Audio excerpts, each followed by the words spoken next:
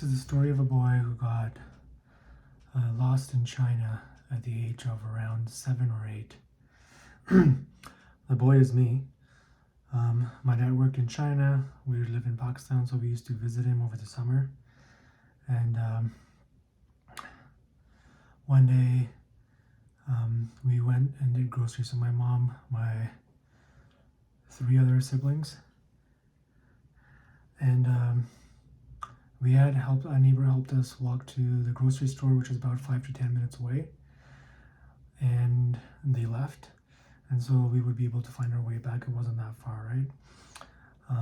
So after we were done doing our groceries, we left the grocery store, and I was a very energetic kid and lots of belief.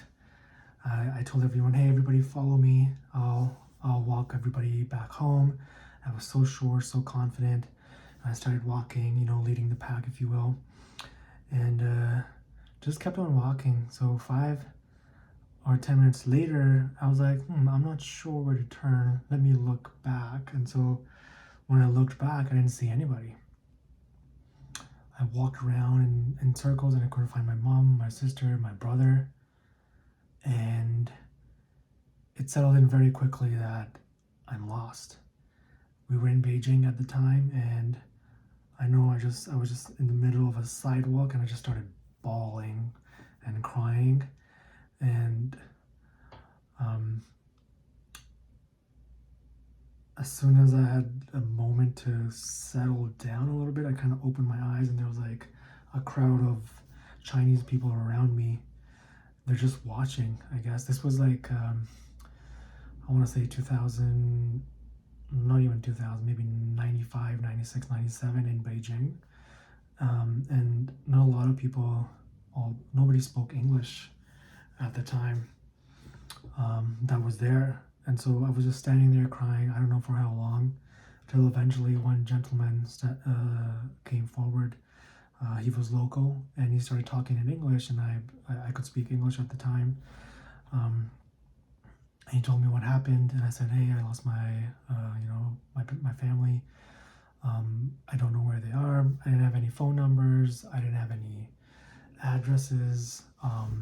Like I said, we were just visiting, and I was a 7, 8-year-old, didn't memorize anything." And so he said, "Let me take you to the police station."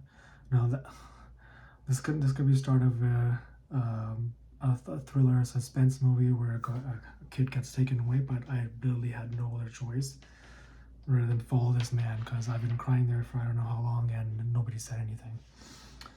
And so he took me, thankfully, to a police station where I sat, and they tried to ask me my dad's name.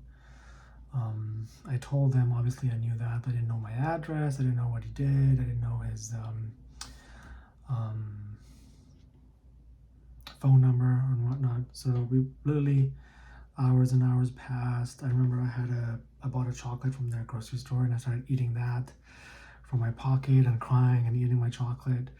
And eventually I reached out into my pockets, and I realized I had the keys to the apartment, and it had some writing on it. I don't know for the address or anything, but I presented that to the police officers. And the guy who initially helped me was still there, mind you. Like, we went to the grocery store in the morning, and this is now close to 5, 6 p.m. Like, it's starting to get dark. And he's like, "Oh," and everybody was really excited that I had these keys. And then they took me in a police, a Jeep. There was no roof on it, I remember that. And we started driving, and we were driving for 5 minutes, 10 minutes, 15 minutes. Like, I'm not that far from my house. This couldn't take that long. So I started telling the guy who took me to the police officer, like, "I don't live this far. This isn't right. Doesn't make sense." He's like, don't worry. You'll be fine." So anyway, I don't know how long it was, but 20, 30 minutes later, we arrived in an apartment building, a complex. Again, I told them this isn't my complex. They're like, "Don't worry, just follow us."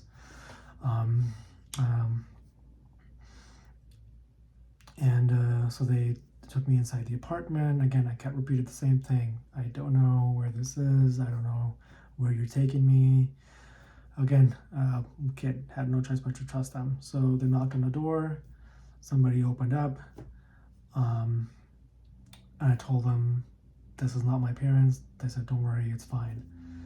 And so obviously a lot of things going in my head. So they just handed me over. And I was there with this family. They gave me food. I knew nothing at this point, just that I'm in some stranger's home and they're giving me food. A lot of things could have been possible in that moment, but eventually somebody came forward and they're like, we know your father. I was like, oh, fantastic, great. This is now like around 8 p.m. or something. And so they gave me dinner, and they drove me back to my parents. My mom and dad were waiting outside the building, hugs and this and that and whatever. And after that, I kind of black out what happened after that. Next day, things resumed as normal. Obviously, my mom and dad would have a clear memory of it. But is there a lesson in there? I don't know. But I definitely learned something valuable.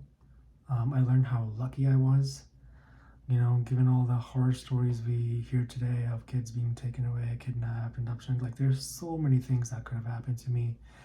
And I got returned on the same night I got in the middle of Beijing, China, to my family. That's a fucking miracle. And many years later, I wrote stories on it in my school magazine and whatnot. And I've always wanted to thank the person who helped take me to the police station and handed me over to this random family. And I never got the chance to. So if he hears it, thank you.